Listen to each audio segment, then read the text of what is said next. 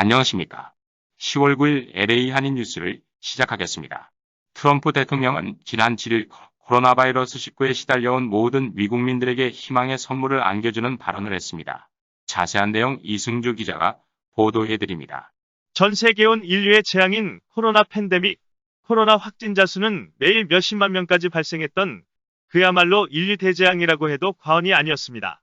특히 미국의 코로나 확진자 수는 전 세계에서 첫 번째로 많은 확진자가 발생해 전 세계 많은 사람들은 강대국인 미국의 방역 시스템이 무너져 내리는 것을 보고 비난의 화살을 내리꽂기도 했습니다. 그러나 미 대통령을 하루 만에 회복시킨 코로나19 치료제인 리제레논 제약사에서 제조한 2개의 단일 클론 항체를 혼합한 치료제 리젠 코비2를 코로나 확진 환자들에게 무료로 공급될 수 있도록 대통령령으로 즉시 사용 허가를 했다고 어제 가진회견에서 밝혔습니다. 이미 무장 미군인들에게 미전역의 병원으로 리젠 코비2에 공급할 준비 완료를 했다고 했습니다. 이는 일반 배송업체를 통할 경우 트럼프를 반대하는 단체들의 위험을 방지하기 위함인 것 같습니다. 특히 이날 트럼프 대통령이 강조한 것은 치료의 한 방법이 아니라 치료하는 약으로 발표한 것입니다. 코로나 확진 초기에 리젠 코비2로 치료하고 부수적인 약간의 치료를 하면 인체에 좋은 항체가 생겨 인체는 확진 전보다 더 건강해져 백신보다도 더 훌륭한 약이라고 강력한 어조로 밝혔습니다. Get them free, and especially if you're a senior, we're going to get you in there quick. We have hundreds of thousands of doses that are just about ready.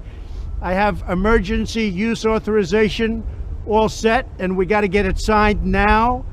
And you're going to get better. You're going to get better really fast. This is things that nobody even thought of a few months ago. The job that the scientists, the labs, everybody have done is incredible. Then in addition to that, you have various other drugs that help a lot, but these, I view these, I know they call them therapeutic, but to me it wasn't therapeutic, it just made me better, okay? I call that a cure.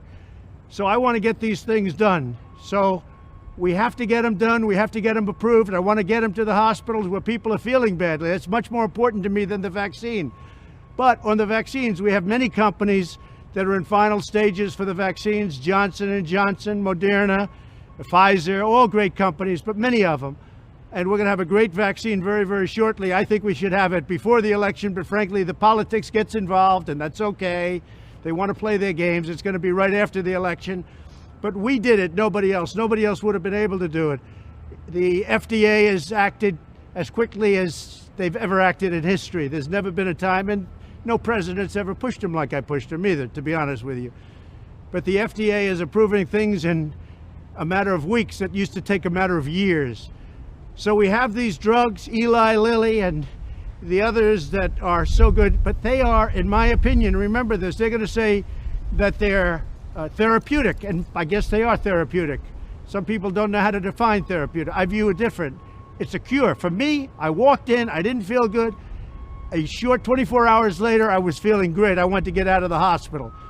And that's what I want for everybody. I want everybody to be given the same treatment as your president, because I feel great. I feel like perfect. So I think this was a blessing from God that I caught it. This was a blessing in disguise. I caught it. I heard about this drug. I said, let me take it. It was my suggestion. I said, let me take it. And it was incredible the way it worked, incredible. And I think if I didn't catch it, we'd be looking at that like a number of other drugs. But it really did a fantastic job. I want to get for you what I got, and I'm going to make it free. You're not going to pay for it. It wasn't your fault that this happened. It was China's fault. And China's going to pay a big price, what they've done to this country. China's going to pay a big price, what they've done to the world. This was China's fault. And just remember that. So we're going to get you the drug. It's going to be free. We're going to get it into the hospitals as soon as you can, as soon as we can. And you'll see some amazing things happen because we have our military is doing the distribution. It's called logistics. And they deliver hundreds of thousands of troops in a matter of days. This is easy stuff for them. Our generals already, we're waiting.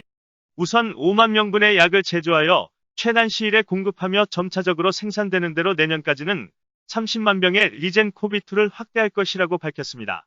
한편 이러한 트럼프 대통령의 회견 내용을 미 주류 언론들은 보도하지 않고 있으며 일부 언론들만 보도하고 있습니다. 이상 이승주였습니다. 다음 소식입니다. 11월 3일 치러지는 대선이 한 달도 채 남기지 않은 가운데 이 대선에 향배에 많은 한인들이 관심을 가지고 있으나 이번 선거투표에는 우편투표를 중점적으로 시행하기 위한 가주정부의 결정에 따라 자칫 잘못되어 투표는 했지만 잘못 기입을 해 무효표가 될 수 있으며 선거법과 규정이 미숙하여 귀중한 내 한 표가 무효가 되고 혹은 투표를 하지 않은 결과가 될 수 있습니다. 이러한 상황에서 LA 제4지역 시의원인 데이빗 유 의원이 한인들의 투표에 적극 참여를 위해 LA 한인회를 방문하였습니다. 안녕하세요. 로스앤젤레스 한인회 부회장 스티브 강입니다. 오늘 이렇게 기자회견 늦은 시간에 하게 돼서 죄송하고요. 하지만 이렇게 많은 분들 참여해 주셔서 대단히 감사합니다. 이제 대선 선거가 11월 3일 얼마 남지 않았습니다. 그래서 로스앤젤레스 한인회에서는 데이비드 유 시의원님과 함께 한인 커뮤니티에게 우편 투표 그리고 투표에 참여의 중요성을 알리고자 오늘 기자회견을 갖게 되었습니다. 일단 제가 먼저 주요 선거 일정을 말씀드리겠습니다. 이제 대선 선거일은 화요일 11월 3일이고요. 유권자 등록 마감일은 10월 19일입니다. 최명희 기자가 전합니다. 데이빗 유 시의원은 투표는 한인사회의 정치력 힘을 키움과 동시에 한인사회의 목소리를 정치권에 전달할 길이 되므로 적극적인 참여로서 우리 한인들의 정치력 신장을 꿰어나가야 한다고 역설했습니다. 아울러 미 주류 사회의 한인들의 정치적인 힘을 얻기 위해서는 여러 한인들의 소중한 한 표가 그 역할을 할 것이라고 말했습니다. 데이빗 유 LA제 사지구 시의원입니다. 저 이번 선거 때 historic election입니다. 아까 전에 말씀대로 처음으로 LAC election이 대통령 election하고 합쳤습니다.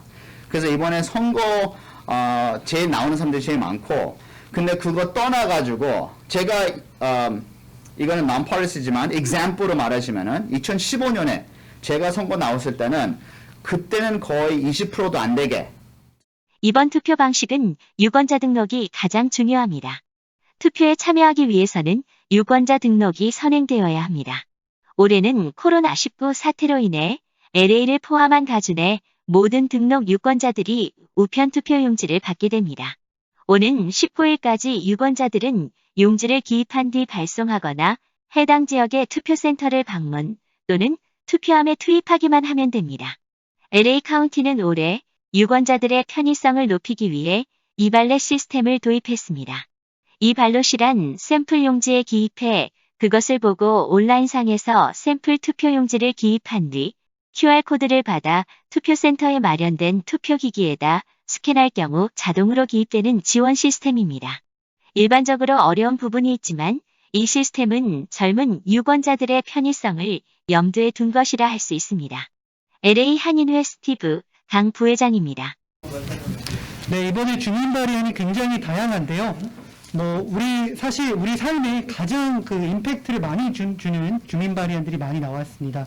16 같은 경우에는 affirmative action 관련된 내용도 나와 있고요. 22는 우버나 리프트 드라이버 관련해서 contract worker 같은 이런 중요한 이슈들이 나와 있기 때문에 스킵하지 마시고 하나하나 꼭 공부해서 투표 부탁드리겠습니다. 한편 LA 한인회는 코로나19 사태 속에 전화로 한인들의 투표 참여를 돕고 있습니다. 투표 참여를 위한 도움이 필요한 한인은 LA 한인회 사무국으로 전화 323-732-0700으로 하면 됩니다. 이상 최명희였습니다. 다음은 한국 소식입니다. 대한민국의 국회의원이라는 분이 전 국민이 듣고 있는 라디오 방송 대담에서 자국 국민이 총살당한 후 소각하지 않은 채로 처참하게 사망을 했는데도 정부가 왜 책임을 지어야 하느냐라는 막말을 하는 의원이 있어서 소개합니다. 이승주 기자가 보도합니다. 우상호 더불어민주당 의원이 한일해양수산부 소속 공무원 이씨가 북한군에 총살당한 사건과 관련해 그분이 떠내려가거나 혹은 월북을 했거나 거기서 피살된 일이 어떻게 정권의 책임이냐고 발언의 논란이 일고 있습니다. 우 의원은 이날 TBS 라디오 김어준의 뉴스공장에 출연해 금강산 박광자씨 피격사건 때도 저는 오히려 북한을 규탄하고 한 목소리로 정권을 도와줬는데 지금 하는 행태는 너무하지 않으냐고 야당의 태도를 지적하며 이같이 말했습니다. 우 의원은 안타깝고 그 가족의 선움도 이해하지만 적어도 국회의원 하는 사람들은 이것이 과연 우리가 정권을 잡고 있으면 해결할 수 있는 문제였느냐 이런 것들을 엄중히 따져서 냉정하게 이 문제를 다뤄야 한다며 자꾸 정쟁화하려는 것은 옳지 않다고 언급했습니다. 우 의원은 저희가 이명박 전 대통령 때 이 전 대통령이 어디 있었느냐, 왜 우리 무고한 국민을 구출하지 못했느냐, 이렇게 싸운 적이 있느냐며 북한 영토 안에서 우리 안타까운 일이지만 우리는 박광자 씨 피살 사건을 정쟁화한 적이 없다고 주장했습니다. 참으로 의원은 박광자 사건과 수산부 공무원 이 씨와의 사건을 환경과 구출 상황 등을 동일시 보고 있으며 왜곡된 시야로 자국민 보호를 우선하지 않은 발언을 한 것입니다. 이에 같은 방송에 출연한 홍문표 국민의힘 의원은 박광자 씨 사건 때도 그 책임은 이명박 정부에 있는 것이라며 북한만 탓할 수 없다. 그런데 우 의원이 어떻게 정부 책임이 없다는 이야기를 그렇게 말할 수가 있느냐고 따져 물었습니다.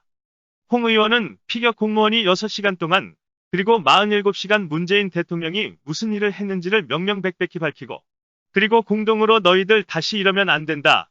이렇게 목소리가 나와야지 지금 잘못된 과정은 그냥 덮고 앞으로 이거 하지 말자 이렇게 말하면 안 된다고 비판했습니다. 이상 이승주였습니다. 다음 소식입니다. 올해 노벨 문학상에 올해 77세인 미국 시인 루이즈 글릭이 선정됐습니다. 최명희 기자가 소개합니다. 스웨덴 할리먼은 7일 글릭은 꾸밈없는 아름다움을 갖춘 확고한 시적 표현으로 개인의 존재를 보편적으로 나타냈다고 선정 이유를 밝혔습니다. 할리먼은 그의 시는 명징함으로 특징을 지을 수 있다며 어린 시절과 가족의 삶, 부모와 형제, 자매와의 밀접한 관계에 시에 초점을 맞추곤 했다고 설명했습니다. 할리먼이 꼽은 글릭의 대표작은 아베르노입니다. 할리먼은 이 작품을 하데스에 붙잡힌 페르세포네의 신화를 몽환적이고 능수능란하게 해석했다고 호평했습니다. 글릭은 1943년 뉴욕 태생으로 현재 예일대 영문학 교수로 재직 중입니다. 1968년 퍼스트본으로 시인으로 데뷔한 그는 곧바로 미국 현대문학에서 가장 중요한 시인 중 한 명으로 급부상했습니다. 1993년 야생북꽃으로 퓰리처상을, 2014년 내셔널북 어워드를 받았습니다. 2015년에는 미국 국가인문학 훈장을 받았습니다. 이에 따라 루이즈 글릭은 노벨상 메달과 증서와 함께 총 상금 900만 크로나 약 190만 달러의 상금을 받습니다. 다음 소식입니다. 문재인 대통령이 의장인 대통령 직속 통일자문기구 민주평화통일자문회의의 운영 실태가 논란에 휩싸였습니다.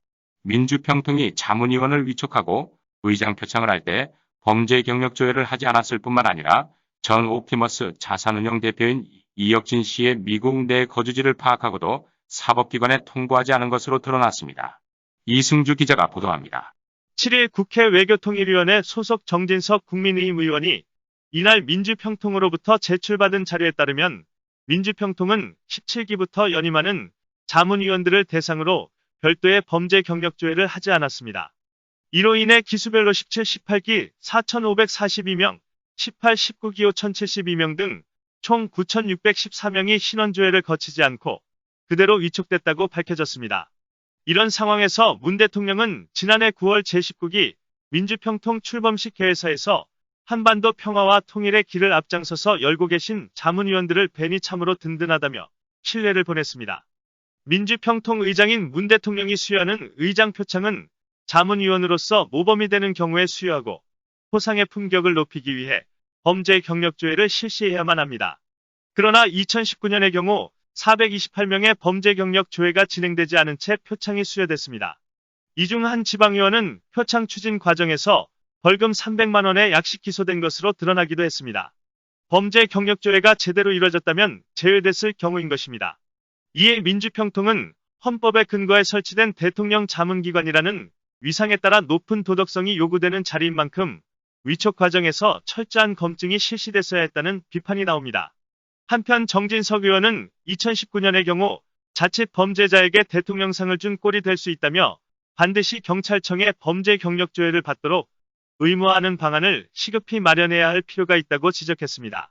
한편 정 의원이 민주평통으로부터 제출받은 민주평통 해외 자문위원 및 주소자료 등에 따르면 전 옵티머스 자산운용 대표인 이 씨의 아내 임모 씨가 미국 샌프란시스코 지역 자문위원 60명 중 한 명인 것으로 드러났습니다. 임 씨는 지난해 11월 민주평통 해외 자문위원으로 임명돼 문 대통령 명의의 위촉장을 받았습니다. 임 씨의 거주지는 샌프란시스코 인근 사라토가 지역의 주택가입니다. 부부가 지난해 말 샌프란시스코 민주평통 행사에 나란히 참석하고 이 씨가 인근에서 사업 중인 것으로 볼 때 함께 거주할 가능성이 큰 상황인 것입니다. 민주평통은 이 씨의 소재가 배우자 주소로 확인되는데 사법기관에 보고했느냐는 정진석 의원실의 문의에 자문위원 본인인 임 씨가 아닌 제3자인 이혁진 씨의 소재에 대해서는 파악하고 있지 않다고 답했습니다. 정 의원은 대통령이 의장을 맡은 민주평통이 아내 주소를 알고도 쉬쉬한 것은 물론 법무부와 외교부 모두 이 씨의 신병 확보를 외면하고 있다며 여권 실세와 연결돼 있다는 이 씨에 대한 수사가 두려워 눈을 감은 것이냐고 따져 물었습니다. 옵티머스 사태는 자산운용사 옵티머스가 부실업체 투자로 5천억 원 이상의 금융피해를 낸 사건입니다. 2009년 에스크베리타스 자산운용했다가 2017년 6월 옵티머스 자산운용으로 사명 변경하고 설립한 이 씨는 2017년 7월까지 업체 대표를 맡아 사건의 핵심 인물로 거론됩니다. 이 씨는 70억 원대 횡령, 상해, 조세포탈 등 혐의로 수사 대상에 올랐지만 2018년 3월 출국했습니다. 미국 현지에서 김치 판매 사업을 하며 샌프란시스코 한인의 임원으로 활동 중입니다. 임종석 전 대통령 비서실장의 한양대 동문이기도 한 이 씨는 2012년 총선 당시 서울 서초갑선거구에서 민주통합당 후보로 나섰단 악선했고 같은 해 문재인 대선 후보의 금융정책특보를 지냈습니다. 이상 LA 한인 뉴스를 마칩니다. 지금까지 진행의 지철, 이승주 최명희였습니다. 날씨가 갑자기 낮아졌습니다. 건강에 유의하시기 바랍니다.